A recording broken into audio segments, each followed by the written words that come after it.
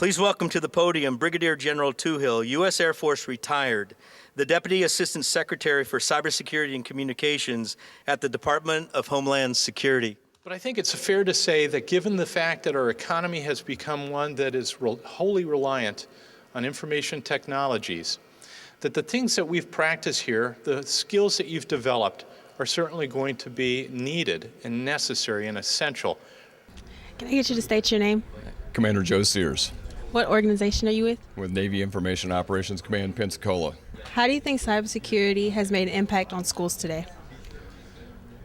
Well, we're just now starting to get cyber education into schools today as a rule of thumb, and I think Pine Forest is probably one of the leaders in this area and trying to implement a cyber-related program. If you heard me speak yesterday, you heard me talk a lot about science, technology, engineering, and mathematics background and how important that is to this nation, that we start producing more people, more students that are interested in pursuing STEM-related degrees as they continue to pursue their education, because there is work for everybody in this field. We decided to start this academy because we saw a need in our community that we needed to train students to be ready for cybersecurity, that there is a lack of individuals in the workforce. I believe that the Cyberthon is an added addition to their training that they do with the Cybersecurity Academy, and then getting to work with the IT professionals and getting that hands-on is definitely a great benefit to them.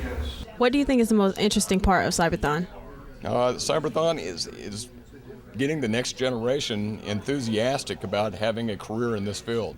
You know, to understand how dynamic it is and how challenging it can be, but that to really sit there and pick apart a data packet, look at a bunch of ones and zeros and make that make sense to somebody, you know, to inspire them to say there and say, okay, yes, I need to challenge myself with more STEM-related education, and I need to challenge myself by going to college and focusing on a STEM degree, and I need to stay the course. A lot of schools are kind of getting that aha moment right now and kind of pushing cybersecurity and more science, technology, engineering, math into their program. So it's really it's a lot different from when I was in school, I'll tell you that. So are students that enroll in these types of academies more likely to be considered for jobs in the cybersecurity field? I think absolutely. I mean, if they are able to work with industry professionals and get some, you know, firsthand knowledge this early in their career, absolutely, I think they're going to be a leg up.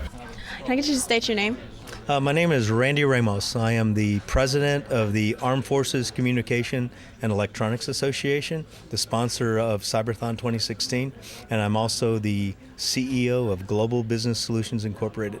The most rewarding part of Cyberthon 2016 is actually making an impact on youth's lives.